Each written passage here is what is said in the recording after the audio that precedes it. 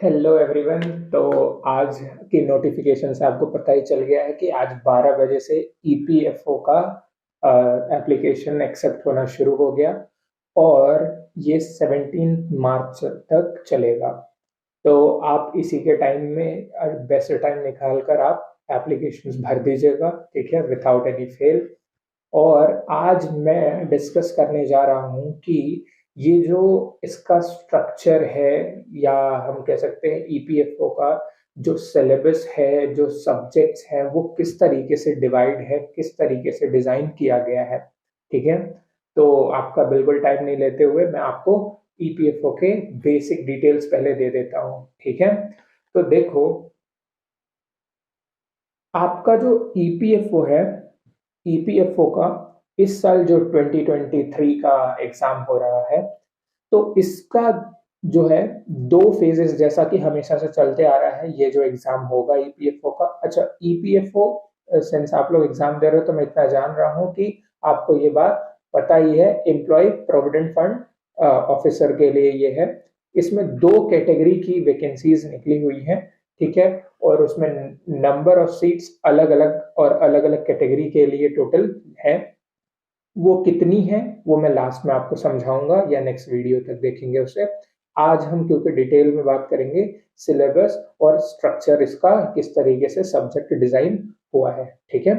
तो देखो, ये एग्जाम जैसा कि मैंने आपको बताया, ये एग्जाम दो फेजेस में होगा, ठीक है।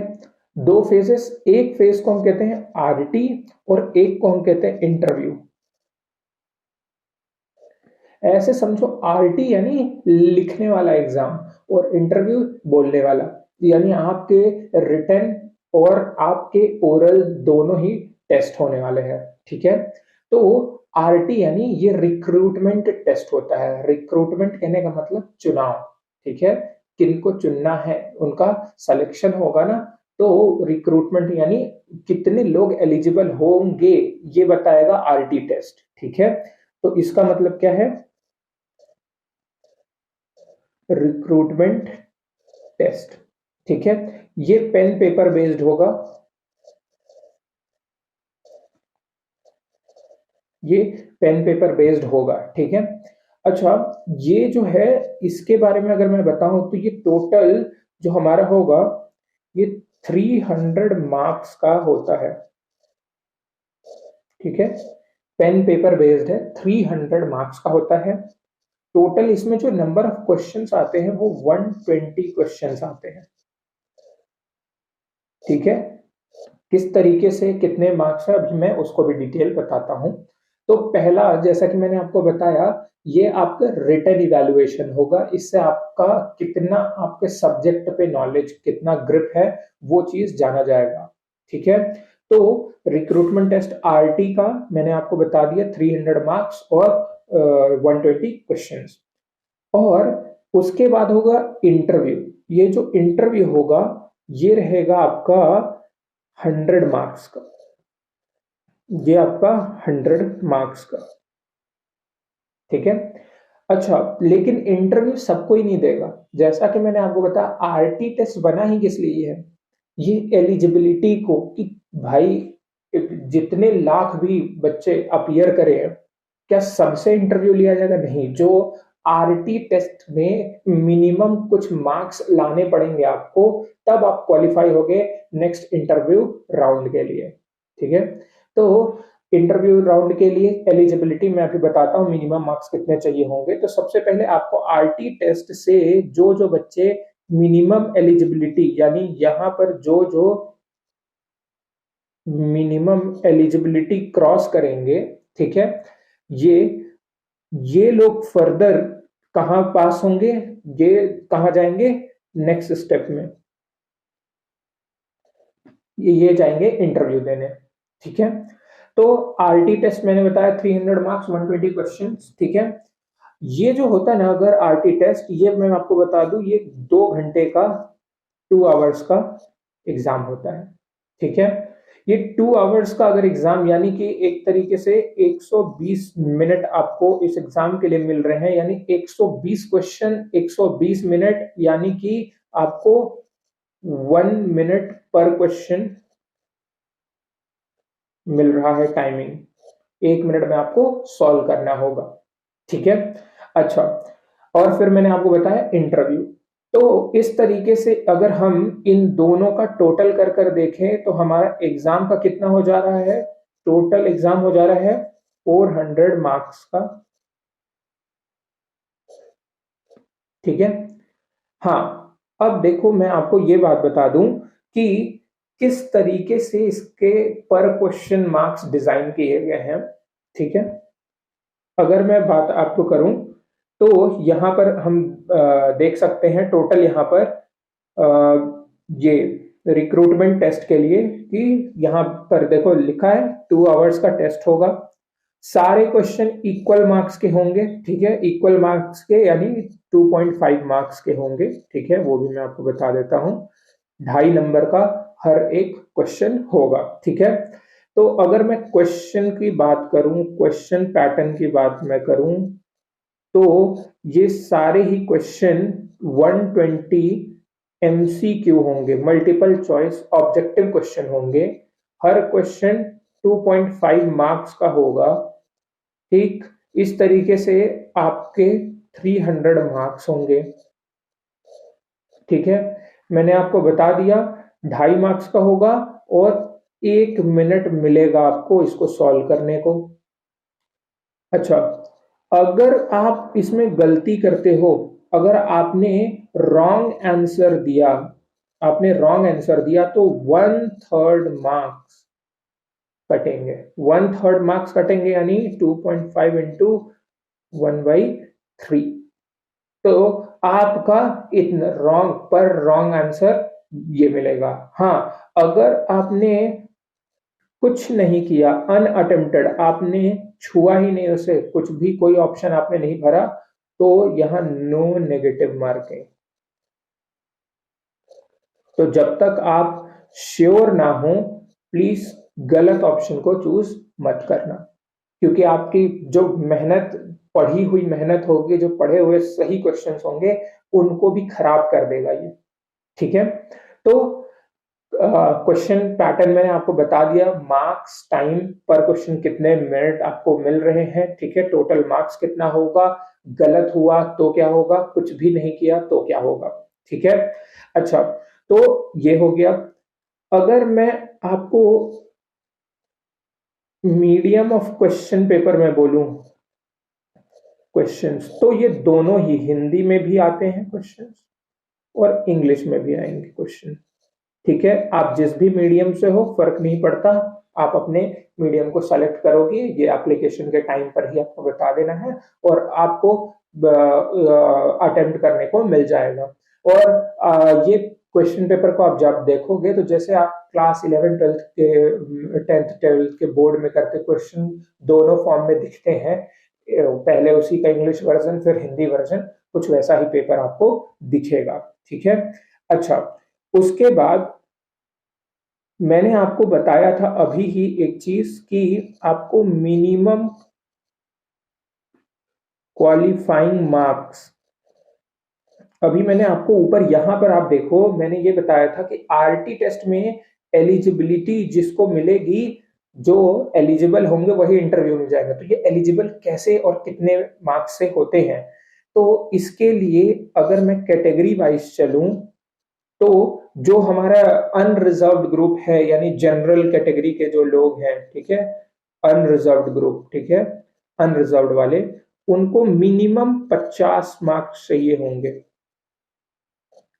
ठीक है। ये मैं जनरल बता रहा हूं जो प्रेस्क्राइब्ड है, ठीक है।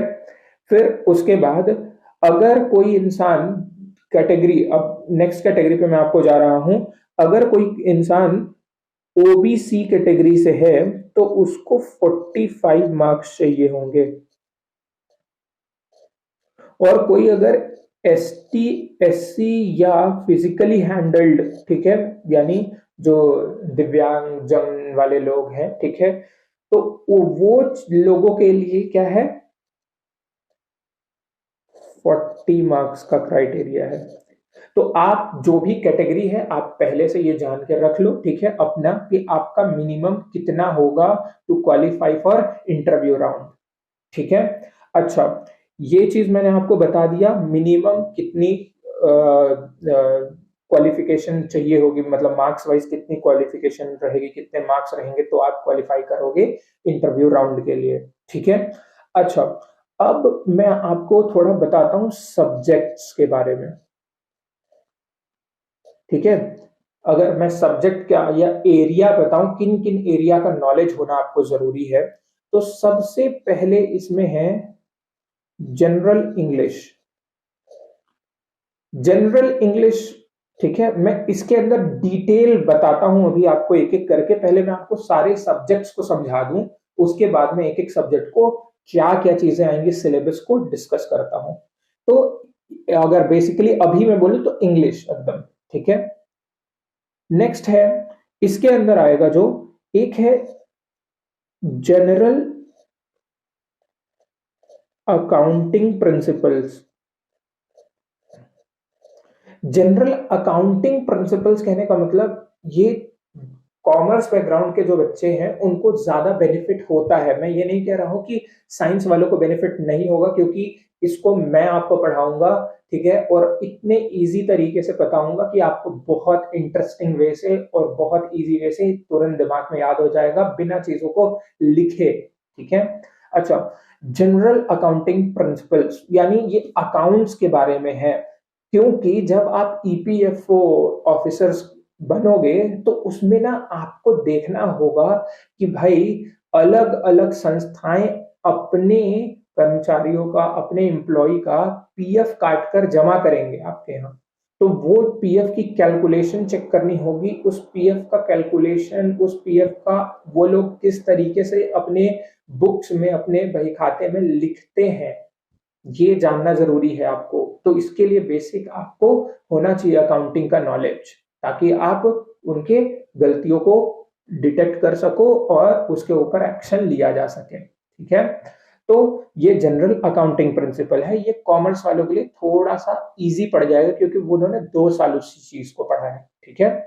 अच्छा, थर्ड है जो इसका ना, मैं आपको टोटल तो ऐसे अगर मैं देखूं तो 9 स्टेप है, मैं लिख दे रहा हूं, बट एज अ सब्जेक्ट उसको हम क्या बोल सकते हैं वो मैं बता रहा हूं। ठीक है। तो ये कहीं ना कहीं ये इंग्लिश हो गया, और ये कहीं ना कहीं हम इसको इजी तरीके से क्या बोल सकते हैं, अकाउंट्स। ठीक है। अच्छा, फिर इसके बाद आएगा Indian freedom struggle.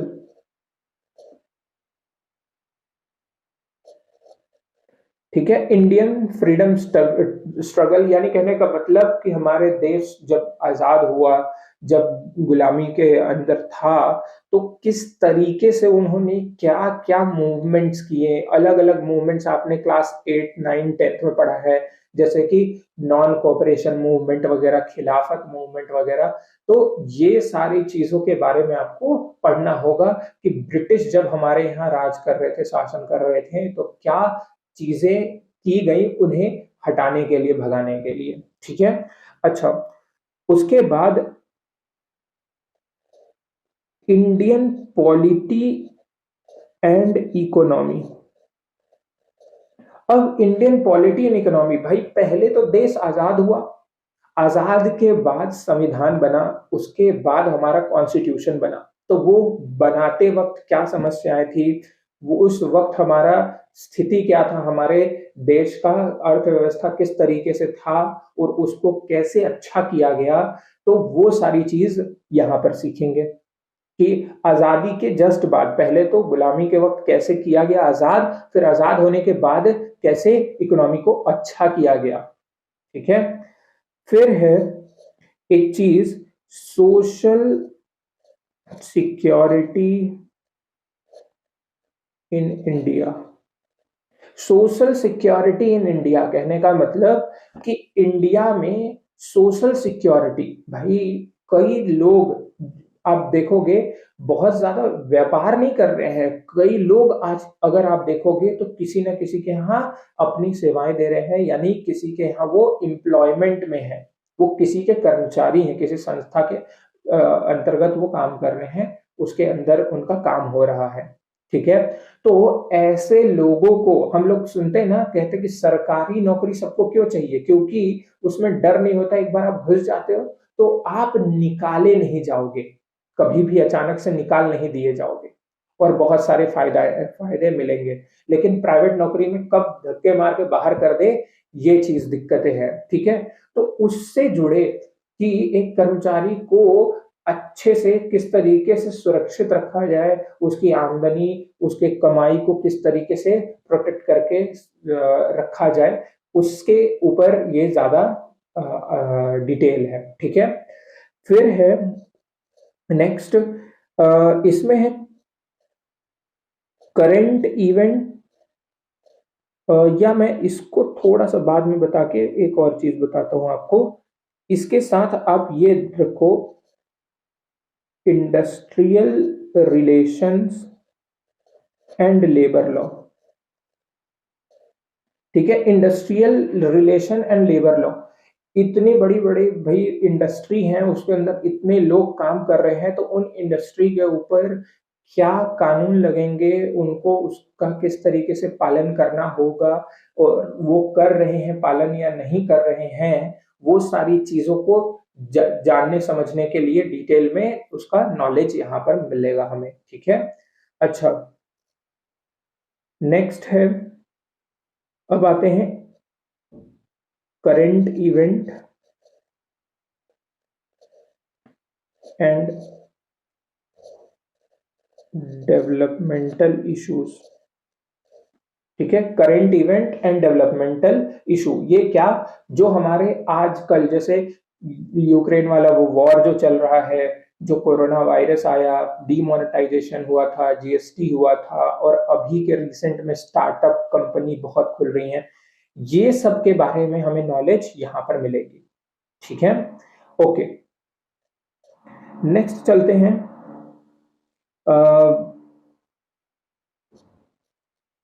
General science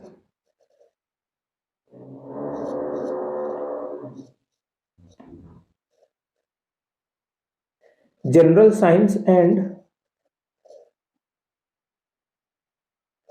knowledge of computer application. इसका क्या है, जनरल साइंस यानी 10th तक आपने जो साइंस के बारे में पढ़ा है, ठीक है, एनर्जी के बारे में, पावर के बारे में, मोशन के बारे में, ठीक, तो फिजिक्स केमिस्ट्री बायो जो बेसिक आपने पढ़ा है, उसके बारे में यहाँ से पूछा जाएगा। और बेसिक जो कंप्यूटर एप्लीकेशन बनाने को, कोडिंग वोडिंग नहीं पूछा जा रहा है, बेसिक कंप्यूटर की चीजों को, कंपोनेंट को, वर्किंग को समझा हुआ आइडिया आपसे जानना चाहते कि कितना आप कंप्यूटर वाली चीजों को जानते हो, ठीक है। और 9th है general mental ability and quantitative aptitude, ठीक है। ये कुछ नहीं, अगर एकदम इजी वर्ड में मैं बोलूं तो ये है मैथ्स एंड रीजनिंग, ठीक है, मैथ्स एंड रीजनिंग। तो अब मैं जो आपको बोलने जा रहा हूं, ध्यान सुनना, मैंने पहले बताया कि ये इंग्लिश कहा जाएगा, ये अकाउंट्स कहा जाएगा। अगर मैं ये दोनों को मेनली और थोड़ा सा पार्ट इसका, थोड़ा सा पार्ट, आधा पार्ट, ठीक है, कहूं तो इसको आप कहीं ना कहीं हिस्ट्री एंड सिविक्स के नाम से पढ़े हो, आप अपने बुक में, अपने सब्जेक्ट में हिस्ट्री के नाम पर पढ़े हो, इतिहास के नाम पर पढ़े हो, ठीक है। अच्छा, फिर उसके बाद सोशल सिक्योरिटी और इंडस्ट्रियल लॉ वाला ये जो मैं बोलूं, ये ज्यादातर ना कानून, ठीक है, लॉ से जुड़ा बात है, लॉ से जुड़ा बात, ठीक है, कानून से जुड़ी बातें, ठीक है, कि किसके ऊपर कौन से कानून लगेंगे, ठीक है। करंट इवेंट जो है ये करंट अफेयर के बारे में है, ठीक है, हर जगह ये पूछे जाने वाला, ठीक है, करंट अफेयर्स, ये उससे जुड़ी बात है, ठीक है। इसको हम कहते हैं स्टैटिक, ठीक है, इकोनॉमिक्स, और ये डायनामिक इकोनॉमिक्स कहलाता है, ठीक है, स्टैटिक एंड डायनामिक्स, तो अभी उसके पीछे नहीं जाना है, ठीक। अब जनरल साइंस एंड ये कुछ नहीं भाई, वही साइंस आपका फिजिक्स केमिस्ट्री बायो वाला वो साइंस, ठीक है, बेसिक प्लस कंप्यूटर। क्लास 10 तक आपने इतना बेसिक पढ़ाई है। लास्ट वाले को मैंने अभी ही बताया, ये कुछ नहीं है, मैथ्स एंड रीजनिंग इसका नाम है। अब मैं आपको इसके साथ साथ ये भी समझाना चाहूंगा कि किसको किस चीज में ज्यादा फायदा है। जितने बच्चे सिविल की तैयारी, SSC, bank, PO, clerk, UPSC की पूरी कैटेगरी, पीएससी की पूरी कैटेगरी, स्टेट वाले सिविल सर्विसेज की, जो उनमें बच्चे ऑलरेडी पढ़े हैं या पढ़ रहे हैं, उनको किन किन चीजों में बेनिफिट मिलेगा। तो उनको बेनिफिट मिलने वाला है, ध्यान से देखना, ताकि आपको ये बात पता चले कि ऐसा नहीं है कि सिर्फ कॉमर्स वालों को फायदा हुआ या सिर्फ साइंस वालों को या आर्ट वालों को, नहीं, सबके लिए उनका एक कोर, एक हेल्प करने वाला काम मिलेगा।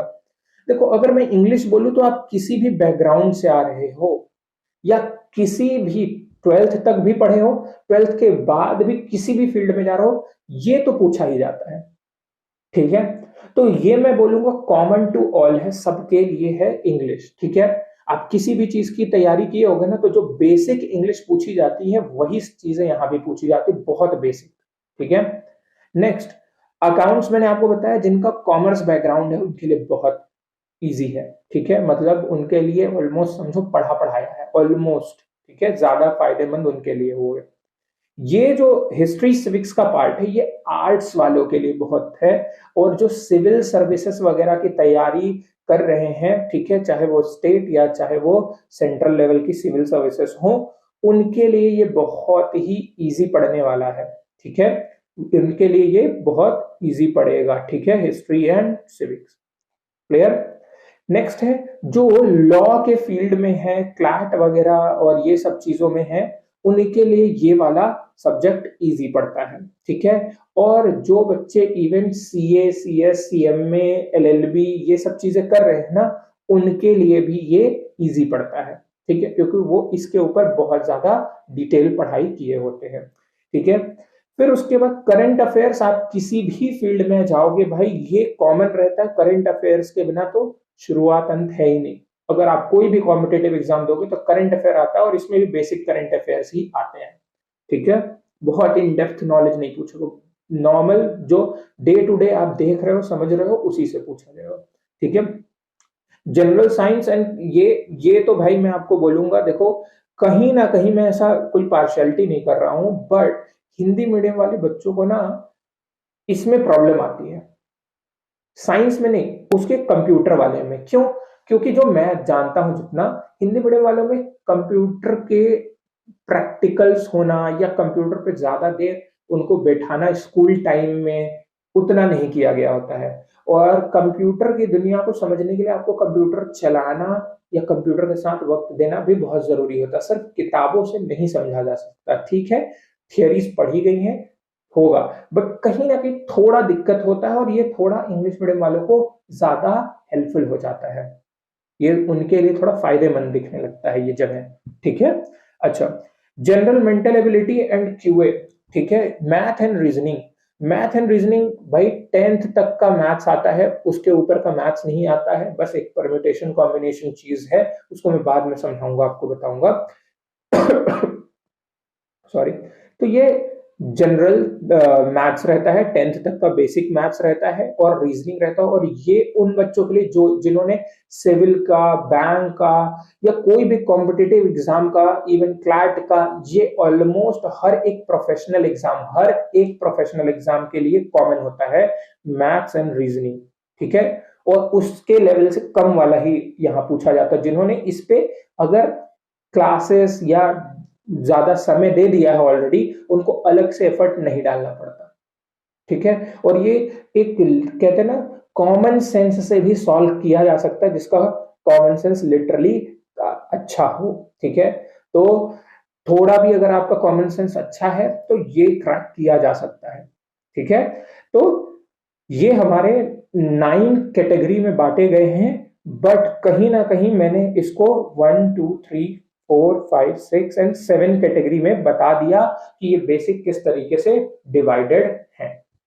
ठीक है, तो ये चीज हो गया हमारा सब्जेक्ट का स्ट्रक्चर कि कितने सब्जेक्ट हैं और किनको किस चीज से फायदा मिलेगा। और अब जब मैं डिटेल में घुसूंगा सब्जेक्ट के, तो आपको खुद समझ में आ जाएगा कि आपके लिए कौन सा आसान है, कौन सा एरिया पहले से आपका प्रिपेयर्ड है।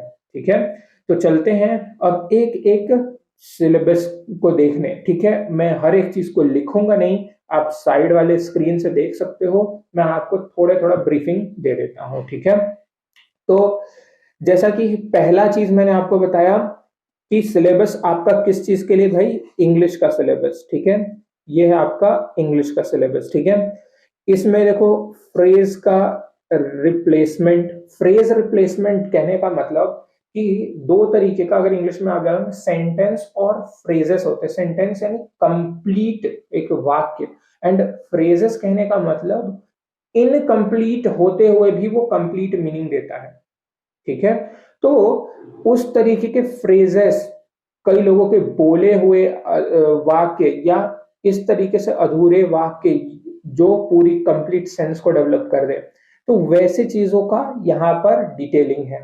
फिर रीडिंग कॉम्प्रिहेंशन, वही अनसीन पैसेज वगैरह, आपने अपठित गद्यांश, ठीक है, तो वो चीज है यहाँ।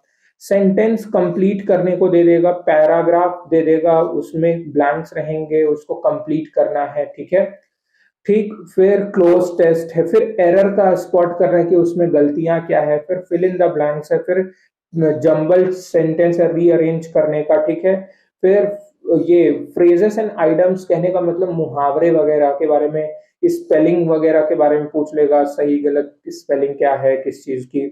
सिनोनियम एंटोनियम यानी वही आपका ऑपोजिट वर्ड्स या आपका कॉम्प्लीमेंट्री वर्ड्स कहने का मतलब विपरीत या पर्यायवाची। ठीक है, तो वो शब्द के बारे में यहाँ पर बताया गया है इंग्लिश वाला। ठीक है, तो ये इंग्लिश के बेसिक चीजें पूछी जाती हैं। ठीक है, बहुत डेप्थ नहीं जाता, बट बेसिक आपको पता होना चाहिए। ठीक है, तो बेसिक ग्रामर की चीजें यहाँ पर चेक होती हैं। अब नेक्स्ट हम आते हैं, जैसा मैंने आपको बताया था सिलेबस फ्रीडम स्ट्रगल, जिसको मैंने हिस्ट्री एंड सिविक्स के नाम पे बताया था। मैंने आपको बताया था कि भाई जब ब्रिटिश लोग थे तब क्या स्थिति, कैसे चीजों को संभाला गया था। ठीक है, तो ब्रिटिश एक्सटेंशन ये वही बता रहा है कि जो उस समय जो लड़ाइयाँ हुई हैं, ठीक है, तो वो लड़ाइयों के बारे में यहाँ पर दिया है। ठीक, फिर किस तरीके से ब्रिटिश ने वो कैप्चर किया पूरे इंडिया को, वो ब्रिटिश राज का पूरा ये बताया गया है। फिर कैप्चर के बाद अब वापस से इंडिया ने लड़ाई करके खुद को बचाने का, ठीक है, फ्रीडम का, ठीक है, स्वतंत्रता के लिए जो लड़ाइयां हुई उसके बारे में बता रहा है। तो यहाँ से लड़ाइयां जो शुरू हुई, वो फ्रीडम स्ट्रगल का फेजेस बताया है, किस किस तरीके से लड़ाई किया गया था, कौन कौन सा मूवमेंट निकाला गया था, ठीक है, किस तरीके से प्रोटेस्ट किया गया था, और ये सब करके किस तरीके से आजादी पाई गई थी। ठीक है, तो इसमें भी गांधी जी के तरफ से भी सबसे ज्यादा उन्होंने अलग अलग तरीके के मूवमेंट क्रिएट किए थे, तो वो सारी चीजों के बारे में यहाँ पर डिटेल दिया हुआ है। ठीक है, यानी इसको हम एक लाइन में कह सकते हैं कि ब्रिटिश ने किस तरीके से कब्जा किया और ब्रिटिश से हमने किस तरीके से छुटकारा पाया, उसके बारे में पूरा डिटेल यहाँ है।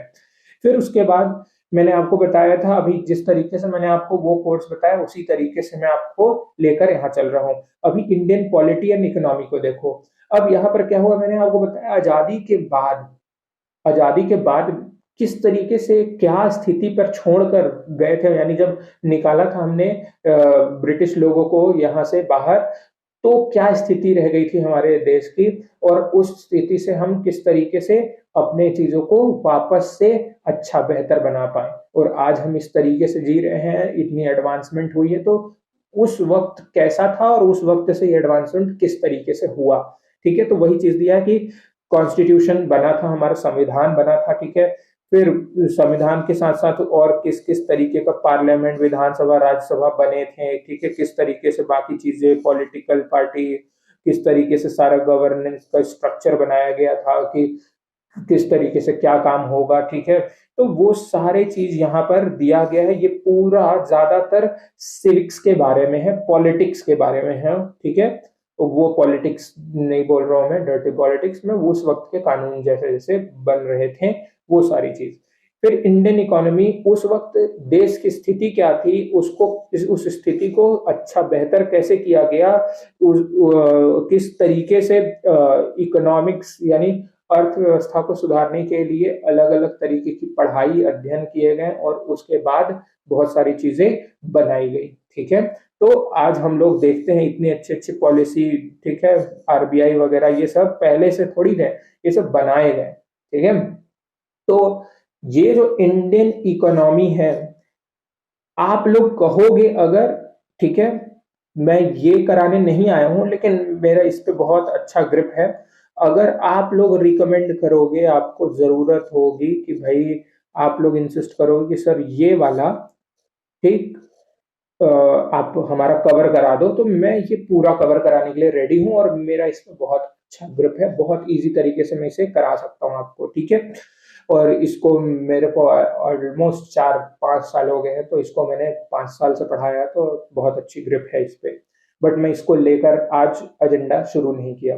तो मैंने आपको देखो क्या क्या कवर कराया, इंग्लिश का पूरा चीज डिटेल मैंने बता दिया, मैंने हिस्ट्री सिविक्स वाला पूरा चीज समझा दिया, जिसके अंदर मैंने आपको बताया कि इंडियन पॉलिटी वाला पार्ट मैं इंडियन इकोनॉमी वाला मेनली इसमें मैं कवर करा सकता हूं आपको। ठीक है, नेक्स्ट आता है ये इंडियन पॉलिटी के बाद आपका मैंने बताया ये सोशल सिक्योरिटी, तो ये वाले पे अभी चलते हैं। देखो ये आया आपका सोशल सिक्योरिटी। तो सोशल सिक्योरिटी वाले में मैंने आपको बताया था कि भाई कई सारे तरीके के वो हमारे यहाँ लोग काम कर रहे हैं, ठीक है, व्यवसाय भी कर रहे हैं और किसी के यहाँ जाकर अपना ये सर्विस भी दे रहे हैं, सेवाएं भी दे रहे हैं। ठीक है, तो उन चीजों के लिए किस तरीके से प्रावधान बने हैं, संविधान में क्या क्या चीजें दी गई हैं, तो वही चीज यहाँ पर पूरा चीज बताया गया है कि उनको बचाने के लिए एम्प्लॉय का जो पीएफ कटता है, ईएसआई कटता है, ठीक है, पेंशन कटता है, ठीक है, उनको वो जब गर्भवती महिलाएं होती है तो उनको मैटरनिटी लीव वगैरह मिलता है, ग्रेचुइटी मिलता है। ठीक है, तो ये सारी जो चीजें मिलती हैं इससे उनका जीवन सुरक्षित रहता है। ठीक है, तो उन चीजों के बारे में यहाँ पर पूरा डिटेल दिया गया है। तो थोड़ा सा शुरुआती आप जब देखोगे ना तो थोड़ा सा आपको हिस्ट्री सिविक्स से जुड़ा ये मिलेगा, इतना पोर्शन ये मान लो हिस्ट्री सिविक्स से जुड़ा है यहाँ तक। ठीक है, ये अगर मैं पार्ट बात करूं तो ये हिस्ट्री एंड सिविक्स से जुड़ा पार्ट है, और इसके आगे का यहाँ पर मैं बता देता हूँ, ये इसके आगे का ये जो पार्ट है ये लॉ का है। ठीक है, ये लॉ वाला पार्ट है, तो इसीलिए मैंने आपको लॉ में भी इसको लेकर समझाया और आपको ये हिस्ट्री सिविक्स के पार्ट में भी समझाया। ठीक है, अच्छा अब चलते हैं अकाउंट्स के बारे में, जिसपे मैं पूरा अपना सब्जेक्ट ये मेरा है और इसको मैं पूरे डिटेल में कराऊंगा आपको। ठीक है, तो ये देखो अकाउंट्स। अब अकाउंट्स के अंदर में यहाँ पर दिया है प्रिंसिपल ऑफ अकाउंटिंग, कि भाई अकाउंटिंग करने हैं तो उसके अपने कुछ नियम कानून है, उसको उसी तरीके से करना पड़ेगा। ठीक है, मैंने आपको बताया अकाउंटिंग क्या होती है और इसके लिए तो बहुत अभी डिटेल में करने वाले हैं, तो इसको मैं अभी ब्रीफली बता रहा हूँ। फिर आपको बता रहा है कि भाई जब कोई ये एक्टिविटी हम करेंगे, कोई ट्रांजेक्शन हम करेंगे, ठीक है, जैसे पैसे का लेना देना या कुछ भी सामान लिया दिया बिजनेस में, तो वो सब किस तरीके से लिखा पढ़ी होगा उसके बारे में यहाँ पर दिया गया है। उस लिखा पढ़ी का जब हम लोग स्टेटमेंट बनाते हैं, यानी फिर हम ये चेक करते हैं कि लिखा पढ़ी से जो हम कंक्लूजन निकालते हैं कि यार इतने दिन काम किया, वो फायदा हुआ, नुकसान हुआ, कितना फायदा हुआ, कितना नुकसान हुआ। ठीक है, तो वो सब समझने के लिए स्टेटमेंट बनाए जाते हैं। ठीक है, फिर अकाउंटिंग साइकिल होता है, सब लोग अपना व्यापार जब करते हैं तो उसका लिखा पढ़ी का ना एक समय, एक अवधि बनाए रहते हैं, उसको साइकिल में कहेंगे।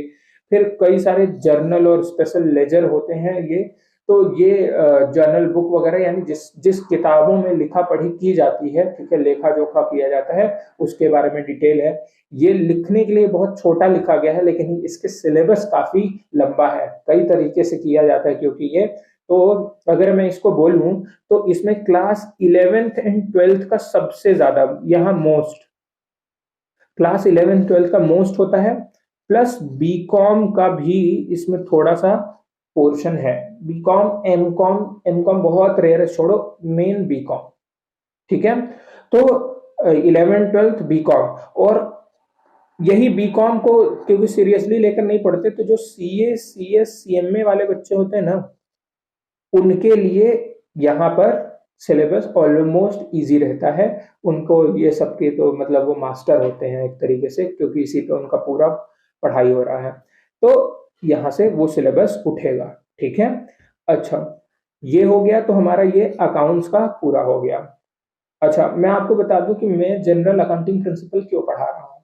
क्यों? क्योंकि मैं खुद सीए कर रहा हूँ, सीए फाइनल में हूँ, और मेरा इस पे पूरा ग्रिप है, और आपकी किताबों में जितनी चीजें दी गई हैं वो हमारे हिसाब से जो हम पढ़ते हैं उसका तो 20% ही बस पूछा जाता है। तो इस पे मैं आपको पूरा इन डेप्थ नॉलेज, आपको जितने क्वेश्चन, जैसे क्वेश्चन करने भी होंगे आप कर सकते हो, ठीक है।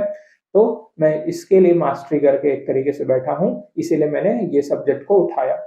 और मैंने आपको ये जो इंडियन इकोनॉमी बोला, मैं क्यों इसको पढ़ाया, क्योंकि 11th 12th में मैंने पढ़ा है, और सीए इंटर में भी हमारे ये होता है इकोनॉमिक्स का, तो इस पे भी मेरा ग्रिप है, ठीक है। और मैं पिछले 5 साल से पढ़ा रहा हूँ 11th 12th के स्टूडेंट्स, बीकॉम स्टूडेंट्स को, तो इस चीज पे मेरा बहुत अच्छा सा ग्रिप है, ठीक है। अच्छा, नेक्स्ट है, जैसा कि यहाँ पर देख सकते हैं, सोशल सिक्योरिटी वाला मैंने आपको बता दिया। अब आते हैं इंडस्ट्रियल रिलेशन और labour law. Industrial relation labour law, जैसा कि मैंने आपको बताया था कि इंडस्ट्री के ऊपर कई सारे कानून लगते हैं, कई सारी चीजें उसको माननी होती हैं, और उसी तरीके से उसको अपना व्यवसाय चलाना होता है। तो उसके बारे में यहाँ पर कि कितने तरीके के इंडस्ट्री हैं, कितने तरीके के सेक्टर हैं, उनका क्या एरिया है, वो क्या काम करेंगे, कैसे काम करेंगे, उनके ऊपर कौन से कोड, कौन से बिल लगेंगे, ठीक है। तो वो सारी चीजों के बारे में इंडस्ट्री का बताया जाएगा आपको इसमें, ठीक है। फिर आते हैं ये करंट इवेंट।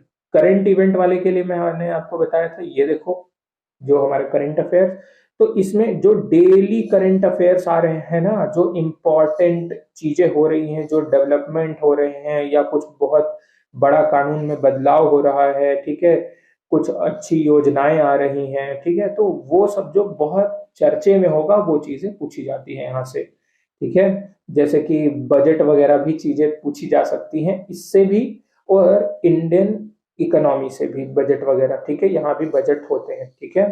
तो ये दोनों जगह से पूछा जा सकता है। ओके, तो ये हो गया हमारा करंट इवेंट। फिर जनरल साइंस कंप्यूटर, ये देखो साइंस में वही physics chemistry bio, life science है नहीं, बायो, ठीक है। क्लास 10th तक का, 10th तक, उससे ऊपर नहीं, ज्यादातर 8th तक ही आता है, बट फिर भी मैं 10th तक बोल रहा हूँ, ठीक। और कंप्यूटर वगैरह के लिए ये थियरी है, पूरा थियरी, कंप्यूटर की बेसिक थियरी, वो भी बेसिक थियरी पूछी जाएगी, ठीक है। ओके, फिर आते हैं मैथ एंड रीजनिंग के लिए, नंबर सिस्टम, वही डेसिमल और फ्रैक्शन और ये सब चीज का, फिर परसेंटेज, प्रॉफिट लॉस कैलकुलेट करना, लाभ आने का, ठीक है। कई सारे रेशियो होते हैं, ठीक है। अगर आपको, सिंस ये रेशियो हमारे इस अकाउंट्स का भी पार्ट बनेगा, ठीक है, ऊपर अगर हम जाते हैं तो ये अकाउंट्स का भी पार्ट बनेगा, तो आपको मैं रेशियो भी करा दूंगा, ठीक है। फिर यहाँ पर मेंटल एबिलिटी के अंदर data interpretation, data sufficiency, chart, puzzle, ये सब वही मैथ और रीजनिंग के क्वेश्चन है, ठीक है। तो ये सारी चीजें होती हैं टोटल हमारे ये सब्जेक्ट के सिलेबस में। तो ये हो गया हमारा, यहाँ पर अगर हम बोलें तो मैंने आपको यहाँ पर कवर करा दिया क्या, आपके टोटल सिलेबस, ठीक है। ये हमारे सिलेबस का पूरा 9 में जो था, जिसको मैंने 7 कैटेगरी बनाया, उसका पूरा यहाँ पर डिटेल करा दिया मैंने, ठीक है। ओके, मैंने आपको मार्क्स वगैरह का भी बता दिया, नेगेटिव मार्क्स भी बता दिया, सिलेबस भी बता दिया पूरा, ठीक है। ये हो गया, ठीक है। अब और मार्क्स का जो भी इवैल्यूएशन होता है, अगर मैं बोल दूं, जो टोटल इवैल्यूएशन के लिए निकाला जाएगा ना, जो फाइनल सिलेक्शन के लिए किया जाएगा, फाइनल सिलेक्शन के लिए, तो भाई जिस प्रपोर्शन में है 300:100 वाला है ना, 100, यानी कि सेम 75% एंड 25% इसी अनुपात में आपका टोटल लिया जाएगा, इसी रेशियो में आपका टोटल कैलकुलेशन किया जाएगा। ठीक है, तो जितने मार्क्स आए होंगे ये समझ लो, उसके 75% और उसके 25% और टोटल ये जुड़कर और वो पूरा 100 होगा। इसको कोई कैलकुलेशन ये है नहीं ऑलमोस्ट, क्योंकि 400 में से सेम टू सेम वही चीज निकलेगी। ठीक है, उससे कोई दिक्कत नहीं है।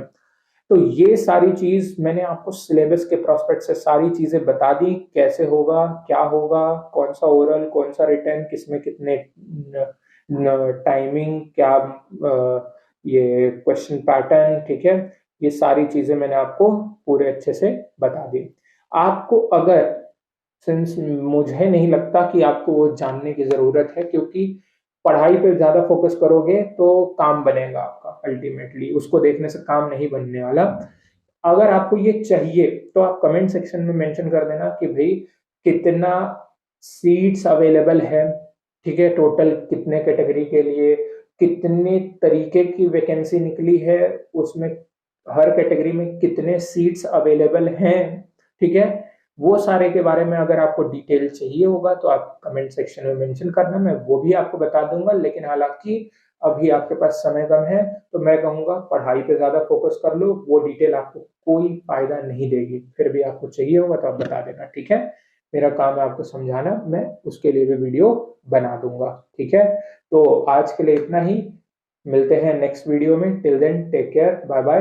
और कल से मेरा सारा, या आज शाम से मेरा सारा वीडियो आपको मिलना चालू हो जाएगा अकाउंट्स के ऊपर और इकोनॉमिक्स के ऊपर, जो इंडियन इकोनॉमी मैंने आपको बोला। ठीक है, ठीक है, ओके।